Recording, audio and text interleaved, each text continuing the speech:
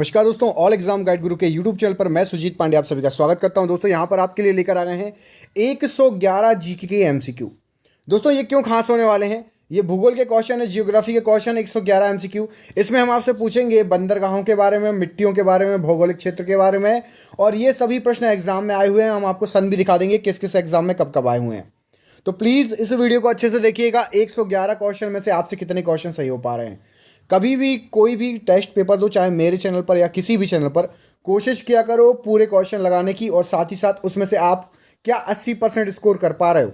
आपको 111 में से टारगेट 80 नंबर का दे रहा हूं, चलिए मैं, ठीक है, 80% से भी कम है। 111 में से 80 प्रश्न सही करने हैं आपको, ठीक है। बिल्कुल पेपर जैसा देना जैसे आप एग्जाम में बैठे हो, हॉल में बैठे हो, और इस पेपर में आपको पास होना है और आने वाले एग्जामों में भी आपको पास होना है। स्टार्ट करते बिना देर किए हुए पहला क्वेश्चन ये रहा आपकी स्क्रीन पर। मृदा का लवणीकरण किस कारण से होता है? तो मृदा में जो लवण घुल जाते हैं उसका कारण है आपका ऑप्शन नंबर अधिक सिंचाई। एसएससी सीजीएल 2016 में आया हुआ प्रश्न है ये। अगला क्वेश्चन देखिए, मृदा की लवणता मापी जाती है। तो मृदा की जो लवणता यदि आप मापोगे तो उसको मापोगे आप चालकता मापी से। एक यंत्र होता है, ऑप्शन नंबर ए बिल्कुल सही आंसर हो जाएगा, चालकता मापी। क्वेश्चन नंबर 4, निम्नलिखित राज्यों में से किसमें भारत की सबसे बड़ी अंतर्देशीय लवणीय आर्द्र भूमि है? तो ये सबसे ज़्यादा है राजस्थान में, ऑप्शन नंबर डी, राजस्थान सबसे ज़्यादा अंतर्देशीय लवणीय आर्द्र भूमि है। क्वेश्चन नंबर 5 देखिए, मिट्टी में लवणता मतलब खारापन एवं क्षारीयता की समस्या का समाधान क्या है? तो खारापन, लवण और क्षार, इनका समस्या का समाधान है आपका खेतों में जिप्सम का उपयोग ज़्यादा करो। देखिए कितनी बार ये क्वेश्चन पूछा गया है, खेतों में जिप्सम का प्रयोग। अगला क्वेश्चन देखिए, तेजाबी मिट्टी को कृषि योग्य बनाने हेतु निम्नलिखित में से किसका प्रयोग किया जाता है? तेजाबी मिट्टी है तो आप यूज कर दो लाइम का, ऑप्शन नंबर बी, तो आपकी मिट्टी कृषि योग्य बन जाएगी। क्वेश्चन नंबर 7 देखिए, एल्यूमिनियम तथा आयरन ऑक्साइड की अत्यधिक मात्रा वाली मृदा को क्या कहते हैं? तो जहां एल्यूमिनियम और आयरन अधिक होगा उसको बोलेंगे आप पैडल फर मृदा, ऑप्शन नंबर बी, पैडल फर मृदा सही आंसर है। क्वेश्चन नंबर 8 देखिए, प्रचुर कैल्शियम वाली मृदा को क्या कहा जाता है? तो जिसमें कैल्शियम भर भर के हो उसको बोलते हैं पैडोकल, ऑप्शन नंबर ए। याद रखना ये सब नाम, देखो एसएससी सीएचएसएल 2014, पैडोकल मतलब कैल्शियम भरा होगा।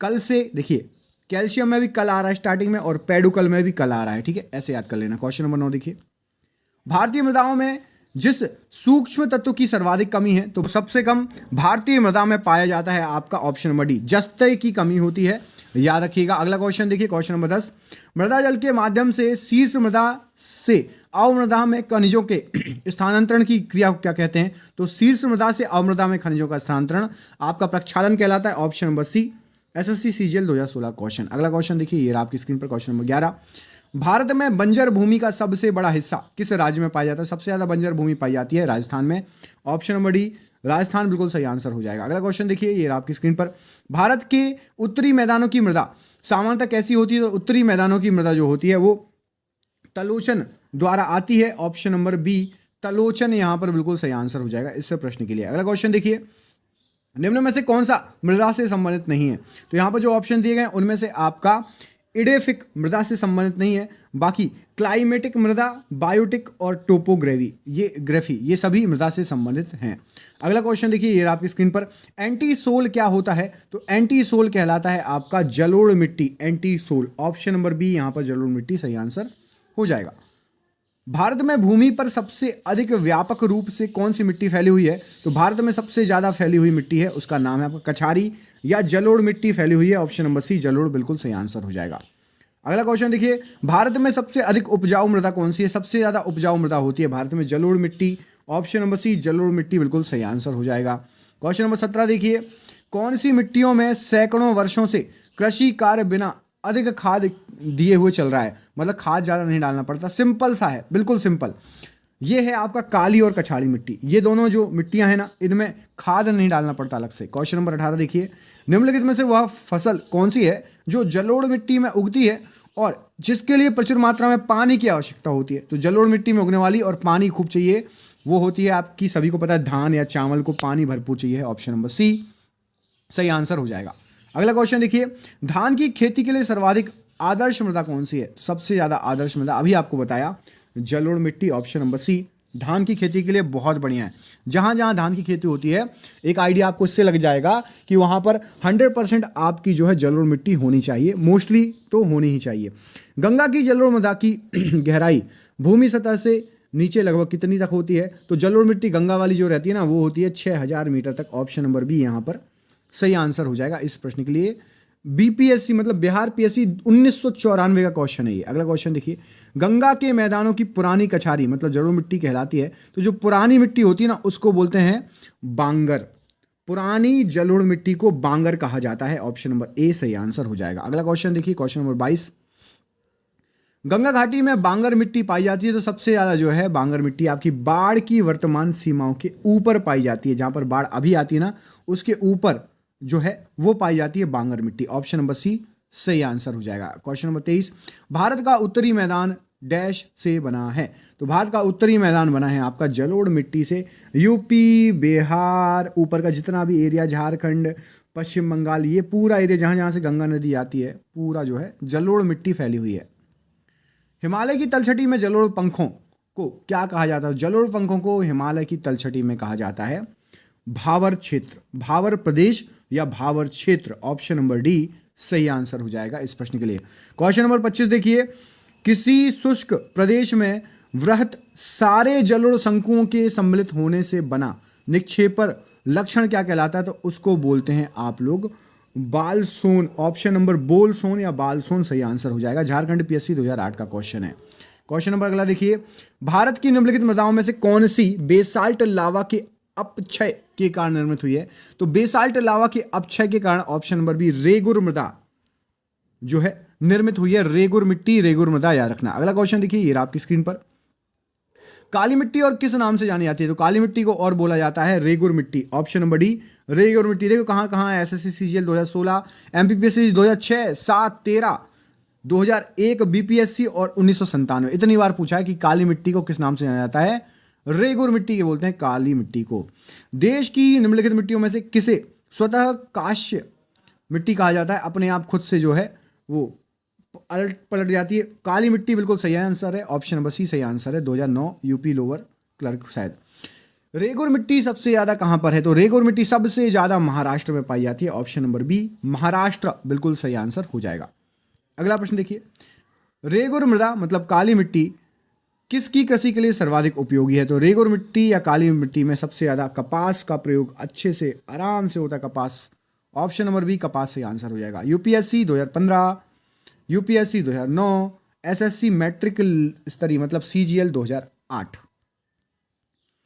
किस मृदा को कम सिंचाई की आवश्यकता होती है क्योंकि वह मृदा नमी को रोक सकती है, रोके रह सकती है?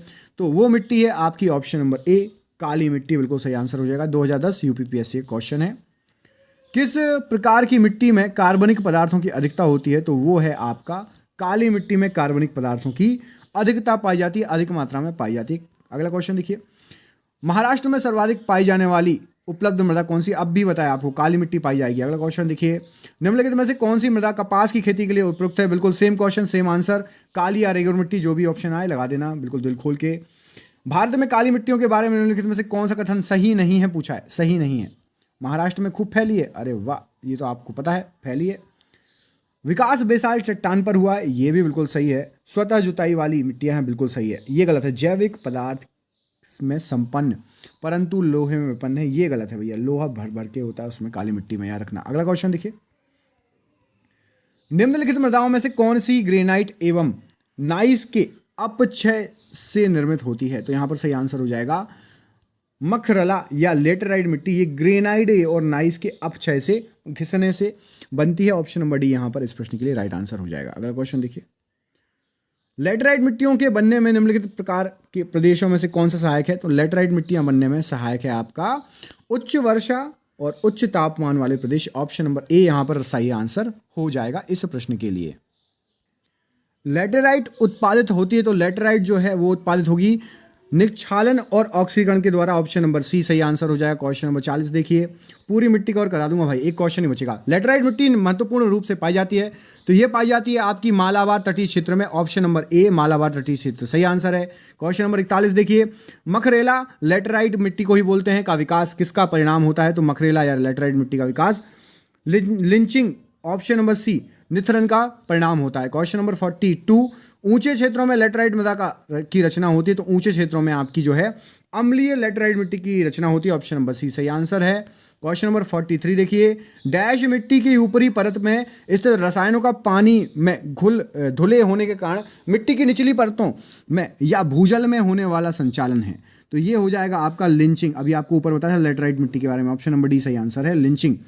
भारत में के पूर्वी और पश्चिमी तटों पर पाई जाने वाली मिट्टी कौन सी है, तो पूर्वी और पश्चिमी तट पर लेटराइट मिट्टी पाई जाती है। ऑप्शन नंबर बी सही आंसर हो जाएगा। अगला क्वेश्चन देखिए, निम्न में से किन राज्यों में आपको गुलाबी लेटराइट मिट्टी पाई जाती है, तो गुलाबी लेटराइट मिट्टी आपकी पाई जाती है पश्चिम बंगाल और आंध्र प्रदेश। देखिए बोला था तटों पर पाई जाती है, तो आंध्र प्रदेश और पश्चिम बंगाल तट है, समुद्री किनारे हैं या नहीं, तो लेटराइट मिट्टी पाई जाएगी वहां पर। देखो कुछ चीजें मैप से याद हो जाएंगी आपको। निम्नलिखित में से किस राज्य में लेटराइट मिट्टी पाई जाती है, तो देखो ऑप्शन देख के समझ आ जाएगा, सिंपल सी बात है भैया, तटीय क्षेत्र, कर्नाटक, तमिलनाडु, बिल्कुल सही आंसर है। अगला क्वेश्चन देखिए, निम्नलिखित में से किस राज्य में लेटराइट मिट्टी पाई जाती है, फिर देखो अच्छे से क्या दिख रहा है, कुछ दिख रहा है, तो दिख रहा है आपको केरल, तो केरल सही है। और महाराष्ट्र भी समुद्र का किनारा है, तो महाराष्ट्र और केरल बिल्कुल सही आंसर हो जाएगा।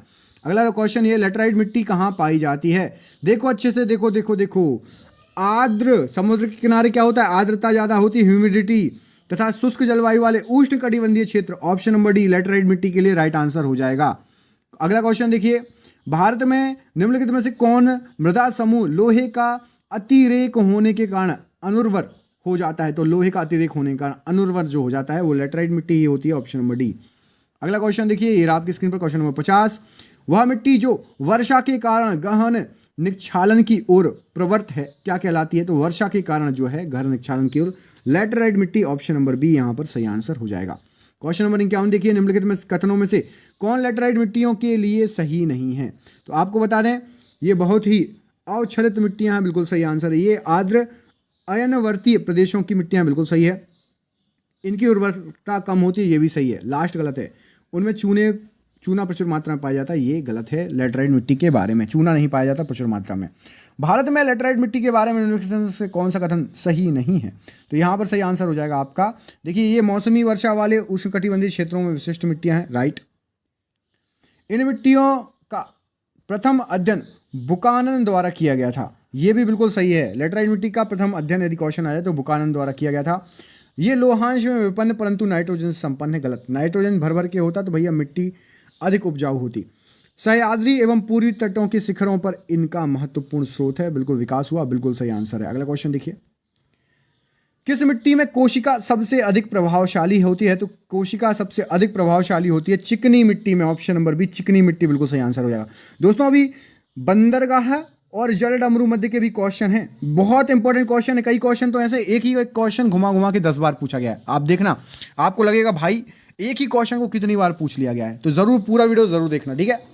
कहाँ पहुंच गए थे, तो चिकनी मिट्टी, किस मिट्टी में केशिका सबसे अधिक प्रभावशाली है, तो चिकनी मिट्टी। अगला क्वेश्चन, पौधों को सबसे अधिक पानी किस मिट्टी में मिलता है, तो सबसे अधिक पानी मिलता है चिकनी मिट्टी में। Option number B. दुमट्टी या लोम मिट्टी का कौन सा कण मिलता है, तो इसमें आपका मिलता है आपका सभी प्रकार के चिकना कण, बालू कण और पांशु कण सभी मिलते हैं लोम मिट्टी में। भारत में लाल मिट्टी सामान्यतः कौन से क्षेत्रों में पाई जाती है, तो लाल मिट्टी पाई जाती है दक्षिणी पठार के पूर्वी और दक्षिणी भाग में। लाल मृदा में लाल रंग किसके आलेपन के कारण आ जाता है, तो लाल मृदा में लाल रंग आ जाता है लोहे के आलेपन के कारण, जहां पर लोहा होगा वहां पर लाल कलर। भारत में कुछ भागों में यात्रा करते हुए आप देखेंगे कि कहीं कहीं लाल मिट्टी पाई जाती है। मिट्टी के इस रंग का प्रमुख कारण क्या है, बिल्कुल सिंपल सा सही आंसर हो जाएगा फेरिक ऑक्साइड की विद्यमानता। भारत में कितने मुख्य बंदरगाह हैं, तो भारत में टोटल जो है आपके ऑप्शन नंबर डी 12 मुख्य बंदरगाह हैं भारत में। क्वेश्चन नंबर 2 देखिए, इसमें आपसे पूछा गया है जवाहरलाल नेहरू बंदरगाह कहां पर स्थित है, तो जवाहरलाल नेहरू बंदरगाह स्थित है आपका ऑप्शन नंबर सी मुंबई में स्थित है जवाहरलाल नेहरू बंदरगाह। क्वेश्चन नंबर 3 देखिए, इसमें पूछा गया है आपसे निम्नलिखित विकल्पों में से भारत का सबसे व्यस्त अंतर्राष्ट्रीय बंदरगाह कौन सा है, तो सबसे व्यस्त अंतर्राष्ट्रीय बंदरगाह आपका मुंबई है। ऑप्शन नंबर ए मुंबई यहां पर इस प्रश्न के लिए सही आंसर हो जाएगा। क्वेश्चन नंबर 4 देखिए, इसमें पूछा गया भारत का वह सबसे बड़ा बंदरगाह कौन सा है जो कुल यातायात के 5वें भाग को संभालता है। तो सबसे बड़ा बंदरगाह भारत का जो है मुंबई है, जो कि जितने भी आता पूरे मतलब जितने भी आपके बंदरगाह है ना, दिल्ली बोल रहा हूँ, कलकत्ता, चेन्नई, मुंबई, विशाखापट्टनम, जो जो बड़े बड़े हैं, उसमें से 5वें भाग को केवल मुंबई संभालता है, याद रखिएगा। क्वेश्चन नंबर 5 देखिए, दक्षिण एशिया का सबसे बड़ा माल भारत बंदरगाह कौन सा है? तो पूरे दक्षिण एशिया में मुंबई को सबसे, मतलब अपने देश का ही नहीं, दक्षिण एशिया समझ गए, दक्षिण एशिया में कौन कौन से देश आते हैं कमेंट बॉक्स में कमेंट करके बताइए। सार्क सुना है आपने? साउथ एशिया, दक्षिण एशिया, इसमें आपको बताना है कितने देश आते हैं सार्क में, कमेंट बॉक्स में कमेंट करके बताइए जल्दी से। क्वेश्चन नंबर 6 देखिए, कलकत्ता किस प्रकार के बंदरगाह का उदाहरण है? तो कलकत्ता नदीय बंदरगाह है। नदीय बंदरगाह मतलब जितने भी बंदरगाह होते हैं वो समुद्र के किनारे होते हैं, लेकिन कलकत्ता बंदरगाह थोड़ा सा समुद्र के अंदर है, नदी के पास है, समुद्र से थोड़ा नदी में है, तो नदीय प्रकार का बंदरगाह है कलकत्ता बंदरगाह। क्वेश्चन नंबर 7 देखिए, निम्नलिखित में से अंतर्देशीय नदी बंदरगाह कौन सा है? तो अंतर्देशीय नदी बंदरगाह आपका कलकत्ता आएगा, ऑप्शन नंबर ए, अंतर्देशीय नदी बंदरगाह, नदी वर्ड आए तो कलकत्ता लगा लेना। कुद्रेमुख खान के लौह अयस्क का निर्यात किस बंदरगाह से होता है? तो कुद्रेमुख खान से लोह का अयस्क निकाला जाता है और उसका निर्यात किया जाता है आपका मंगलोर से, ऑप्शन नंबर डी, मंगलोर यहाँ पर इस प्रश्न के लिए सही आंसर हो जाएगा। क्वेश्चन नंबर 9 देखिए, ये आपकी स्क्रीन पर, निम्नलिखित में से किन दो पत्तनों मतलब बंदरगाहों से कुद्रेमुख लौह अयस्क का निर्यात किया जाता है? तो एक तो आपको बता दिया है मैंने, कौन सा, मंगलोर बता दिया, दूसरा और याद कर लो, मार्गा गोवा, ऑप्शन नंबर बी, मरगा गोवा और मंगलोर, ये दोनों से कुद्रेमुख लौह अयस्क निर्यात किया जाता है। अगला क्वेश्चन देखिए, भारत का कृत्रिम बंदरगाह कौन सा है? तो भारत का कृत्रिम बंदरगाह आपका चेन्नई या मद्रास का बंदरगाह, यह कृत्रिम बंदरगाह है, याद रखिएगा, ठीक है। अगला क्वेश्चन देखिए, अच्छा एक क्वेश्चन पूछता हूं, आपको कमेंट करके बताना है, भारत का सबसे बड़ा प्राकृतिक बंदरगाह कौन सा है? प्रकृति द्वारा बनाया गया प्राकृतिक बंदरगाह सबसे बड़ा कौन सा है? कमेंट बॉक्स में कमेंट करके बताइएगा। अगला क्वेश्चन, भारत का वो कौन सा बंदरगाह है जिसे मुक्त व्यापार क्षेत्र कहा जाता है? तो मुक्त व्यापार क्षेत्र कहा जाता है आपका कांडला बंदरगाह को, ऑप्शन नंबर सी, कांडला बंदरगाह यहां पर सही आंसर हो जाएगा। क्वेश्चन नंबर देखिए अगला, पारदीप बंदरगाह कहां पर स्थित है? तो पारदीप बंदरगाह आपका उड़ीसा में स्थित है, ऑप्शन नंबर डी, उड़ीसा इस प्रश्न के लिए सही आंसर हो जाएगा, पारदीप बंदरगाह के लिए। अगले प्रश्न में आपसे पूछा गया है, निम्नलिखित में से कौन गुजरात का बंदरगाह कस्बा नहीं है? तो गुजरात का बंदरगाह कस्बा यहां पर सही आंसर हो जाएगा आपका, देखिए ओखा भी है, जामनगर नहीं है, पोरबंदर और वेरावल। तो जामनगर यहां पर बंदरगाह नहीं है गुजरात का, ओखा, पोरबंदर, वेरावल है। अगला क्वेश्चन देखिए, इसमें पूछा गया है आपसे, हाल ही में निम्नलिखित राज्यों में से किसने एक लंबे नौ संचालन पैनल द्वारा समुद्र से जोड़े जाने के लिए एक कृत्रिम अंतर्देशीय बंदरगाह का निर्माण की संभावना का पता लगाया है? तो ये लगाया है राजस्थान ने, ऑप्शन नंबर डी, राजस्थान यहां पर इस प्रश्न के लिए राइट आंसर हो जाएगा। निम्नलिखित में से कौन सा विश्व का सबसे बड़ा पोताश्रय बंदरगाह है? तो पूरे विश्व का सबसे बड़ा बंदरगाह जो है वो है आपका रॉटरडम, ऑप्शन नंबर सी, ये पूरे विश्व का सबसे बड़ा बंदरगाह है रॉटरडम। अगला क्वेश्चन देखिए, पोतभार तनमान की दृष्टि से विश्व का व्यस्ततम बंदरगाह कौन सा है? तो पोतभार टन मान की दृष्टि से सबसे व्यस्ततम बंदरगाह आपका संघाई हो जाएगा, ऑप्शन नंबर डी, संघाई यहां पर इस प्रश्न के लिए राइट आंसर है। अगला क्वेश्चन देखिए, निम्नलिखित में कौन अब विश्व का दूसरा सबसे बड़ा बंदरगाह पत्तन है? तो विश्व का दूसरा संघाई, सबसे पहला कौन सा है आपको बता चुके हैं। अगला क्वेश्चन देखिए, ये आपकी स्क्रीन पर, विश्व में सर्वाधिक व्यस्त पत्तन की उपाधि किसको मिली है? तो सर्वाधिक बिजी बंदरगाह, तो सबसे बिजी बंदरगाह है आपका न्यूयॉर्क बंदरगाह, ऑप्शन नंबर ए सही आंसर हो जाएगा। क्वेश्चन नंबर 19, निम्नलिखित पत्तनों में से कौन सा मुख्यतः गोदाम पत्तन है? तो गोदाम बंदरगाह आपका कहलाता है सिंगापुर बंदरगाह, ऑप्शन नंबर सी, गोदाम बंदरगाह या सिंगापुर बंदरगाह जो है, याद रखिए। अगला क्वेश्चन देखिए, निम्न में से कौन सा कहवा पत्तन मतलब कॉफी पोर्ट कहलाता है? तो कॉफी पोर्ट कहा जाता है आपका सांटोस, इसको बोला जाता है कहवा पत्तन या कॉफी पोर्ट या कॉफी बंदरगाह। अगला क्वेश्चन देखिए, निम्नांकित में से कौन सा बंदरगाह प्रशांत तट पर स्थित नहीं है? तो प्रशांत तट पर स्थित बंदरगाह आपको बता दें जो है लॉस एंजलिस भी है, सैन फ्रांसिस्को भी है, मियामी भी है। वैंकूवर जो है प्रशांत तट पर नहीं है, ऑप्शन नंबर बी सही आंसर हो जाएगा। अगला क्वेश्चन देखिए, निम्न में से कौन दक्षिण अफ्रीका का बंदरगाह नहीं है? तो दक्षिण अफ्रीका का बंदरगाह यहाँ जो ऑप्शन दिए हैं आपके, डरबन, पोर्ट एलिजाबेथ और केप टाउन, ये तीनों हैं। जोहान्सबर्ग ये नहीं है। बाकी डरबन, पोर्ट एलिजाबेथ और केप टाउन दक्षिण अफ्रीका के बंदरगाह हैं। अलेक्जेंड्रिया समुद्र पत्तन कहां पर है, किसका है? तो अलेक्जेंड्रिया समुद्र पत्तन जो है वो मिस्र का है। ऑप्शन नंबर बी मिस्र का समुद्र पत्तन है अलेक्जेंड्रिया समुद्र पत्तन। अगला क्वेश्चन देखिए, इसमें पूछा गया है एक जल संयोजी स्ट्रेट या जल डमरू मध्य सुना होगा, या जल संधि क्या कहलाता है? जल संधि, जल डमरू मध्य या जल स्ट्रेट, वाटर स्ट्रेट, ये होता है आपका ऑप्शन नंबर ए, दो भूभागों को अलग करने वाला एक जल निकाय, इसको बोलते हैं जल डमरू मध्य। अगला क्वेश्चन देखिए, ये आपकी स्क्रीन पर, दो सागरों अथवा जलाशयों को जोड़ने वाली सक्रिय जल पट्टी को क्या कहते हैं? तो उसी को तो कहा जाता है जल डमरू मध्य। ठीक है, दो सागरों, ये एक सागर है, ये दो सागर है, और इसको ये यदि कोई पतली पट्टी जोड़ रही हो तो इसको जल डमरू मध्य बोलते हो। ये डमरू के आकार का है, डमरू ऐसे लगा दो, घुंघरू, ये डमरू बन गया, जल डमरू मध्य बीच में जुड़ा हुआ है। ठीक है, अगला क्वेश्चन देखिए, एक जल स्थल डमरू मध्य क्या है? तो स्थल डमरू मध्य होता है आपका दो जल निकायों को अलग करने वाली भूमि का एक सक्रिय पट्टी, उसको बोलते हैं स्थल जो है डमरू मध्य।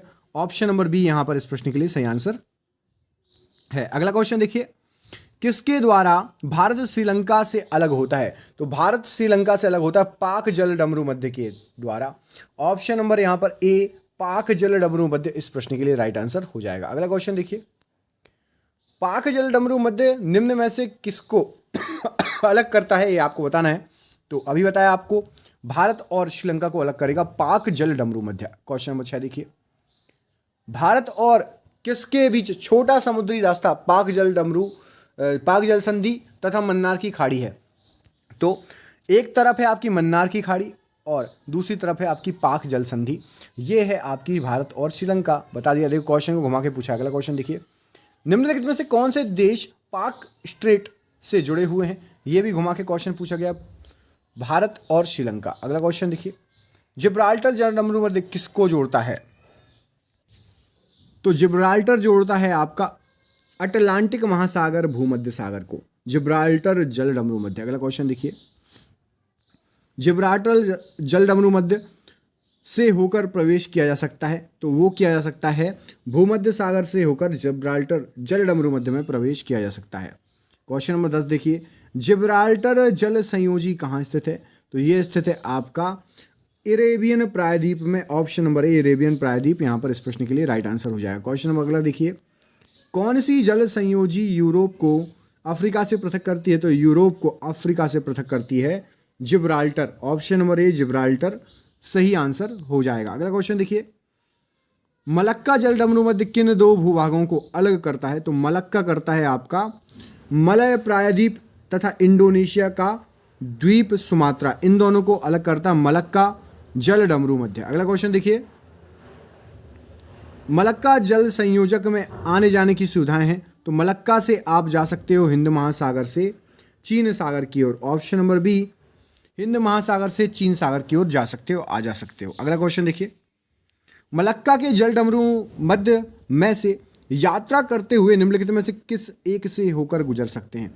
तो मलक्का जल डमरू मध्य से यात्रा करोगे तो आप गुजर सकते हो, यहां पर सही आंसर हो जाएगा सिंगापुर से। ऑप्शन नंबर डी, सिंगापुर बिल्कुल सही आंसर हो जाएगा। अगला क्वेश्चन देखिए, सिंगापुर द्वीप मलय प्रायद्वीप से अलग किया जा सकता है। तो सिंगापुर द्वीप और मलय प्रायद्वीप ये जोहोर जल संधि से अलग हो सकते हैं। ऑप्शन नंबर ए, जोहोर जल संधि यहाँ पर सही आंसर है। अगला क्वेश्चन, हिंद महासागर और लाल सागर को कौन सी जल संधि जोड़ती है? तो हिंद महासागर और लाल सागर को जोड़ती है बाब अल मनदेव की संधि। ऑप्शन नंबर बी, बाब अल मनदेव सही आंसर हो जाएगा। निम्न में से कौन सी समुद्र संधि अफ्रीका से एशिया को अलग करती है? तो अफ्रीका से एशिया को अलग करने का श्रेय जाता है बाब अल मनदेव को। ऑप्शन नंबर सी यहां पर बिल्कुल सही आंसर हो जाएगा इस प्रश्न के लिए। अगला क्वेश्चन देखिए, एशिया और अफ्रीका को पृथक करती है। तो एशिया और अफ्रीका को स्वेज नहर पृथक करेगी। ऑप्शन नंबर बी स्वेज नहर पृथक करेगी एशिया और अफ्रीका को। एशिया तथा उत्तरी अमेरिका किसके द्वारा पृथक होते हैं? तो एशिया और उत्तरी अमेरिका बेरिंग जल डमरू मध्य के द्वारा, ऑप्शन नंबर सी के द्वारा पृथक होंगे। अगला क्वेश्चन देखिए, निम्न में से कौन सा एक जल डमरू मध्य अंतरराष्ट्रीय तिथि रेखा के सर्वाधिक निकट है? अंतरराष्ट्रीय तिथि रेखा के सर्वाधिक निकट बेरिंग जल डमरू मध्य रहेगा, ऑप्शन नंबर ए यहां पर इस प्रश्न के लिए राइट आंसर है। अगला क्वेश्चन देखिए, आर्कटिक महासागर एवं प्रशांत महासागर को जोड़ने वाला जल डमरू मध्य कौन सा है? तो आर्कटिक और प्रशांत को जोड़ता है बेरिंग जल डमरू मध्य, ऑप्शन नंबर बी बेरिंग जल डमरू मध्य बिल्कुल सही आंसर हो जाएगा। वे दो देश कौन से हैं जो समुद्री सुरंग द्वारा जुड़े हुए हैं? तो वे दोनों देश आपके हैं इंग्लैंड और फ्रांस, ये दोनों समुद्री सुरंग के द्वारा जुड़े हुए हैं, ऑप्शन नंबर ए सही आंसर हो जाएगा। अगले प्रश्न पर बढ़ते हैं, निम्नलिखित जल डमरू मध्यों में से किस एक में से निकाली गई सुरंग यूनाइटेड किंगडम और फ्रांस को जोड़ती है? तो यूनाइटेड किंगडम और फ्रांस को डोवर जल डमरू मध्य की सुरंग जोड़ती है, ऑप्शन नंबर सी डोवर जल डमरू मध्य सही आंसर है। अगला क्वेश्चन, डोवर जल संधि जोड़ती है, तो डोवर जल संधि जोड़ती है इंग्लिश चैनल को उत्तरी सागर से, option number C English Channel उत्तरी सागर सही आंसर है। निम्नलिखित में से इंग्लिश चैनल का संकीर्णतम हिस्सा किसके बीच स्थित है?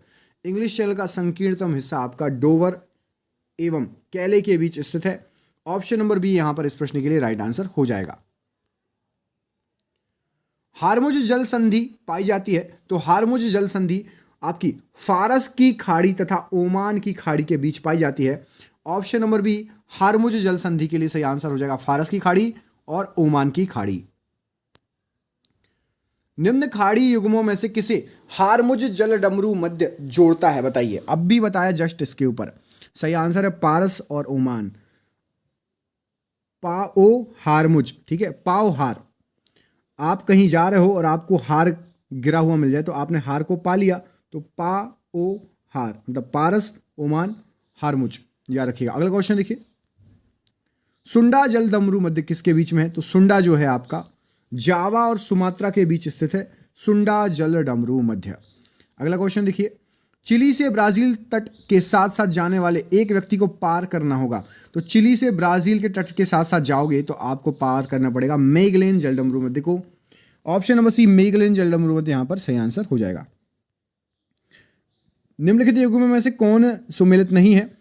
तो यहां पर जो युग्म दिए हैं आपको बता दें, मलक्का जल संधि मलेशिया सुमात्रा को जोड़ती है, बिल्कुल सही है। सुंडा जल संधि सुमात्रा और जावा को जोड़ती है। मक्सर जल संधि आपका कालीमंचन और सुलेवासी के मध्य जोड़ती है। आपका ऑप्शन नंबर जोहोर जल डमरू मध्य गलत है। कमेंट करके बताइए, मैं बता चुका हूं अभी आपको जोहोर जल डमरू संधि किस किस को जोड़ती है। जोहोर क्वेश्चन करा चुका हूं तो जरूर बताइएगा। मुख्य समुद्र से संकीर्ण पत्ती द्वारा आंशिक रूप से या पूरी तरह अलग किए गए समुद्री जल के विस्तार को क्या कहा जाता है? उसको कहा जाता है लैगून। समुद्र का पानी धीरे धीरे आ जाए और झील बना दे, उसके बाद यहाँ पर मिट्टी इकट्ठी हो जाए, तो ये पूरी जो झील है उसको लैगून बोलेंगे। अगला क्वेश्चन देखिए, निम्नलिखित में से कौन सा सही नहीं है? तो यहाँ पर आपका सही आंसर हो जाएगा आपका option number A. Option number A गलत है, तो उसको याद ही मत करो, बाकी याद कर लो। कुक जल डमरू मध्य न्यूजीलैंड से उत्तरी और दक्षिणी द्वीपों के मध्य स्थित है। अगला देखिए, फॉक्सिक जल डमरू मध्य स्टुअर्ट द्वीप और न्यूजीलैंड के उत्तरी द्वीप के मध्य स्थित है। और टारस जल डमरू मध्य जो है ये न्यू गिनी एवं ऑस्ट्रेलिया के मध्य स्थित है, ये सभी याद कर लेना। सर्वोत्तम आंतरिक जल मार्ग पाए जाते हैं, सबसे अच्छे आंतरिक जल मार्ग यूरोप में पाए जाते हैं, ऑप्शन नंबर सी यूरोप यहां पर इस प्रश्न के लिए राइट आंसर हो जाएगा।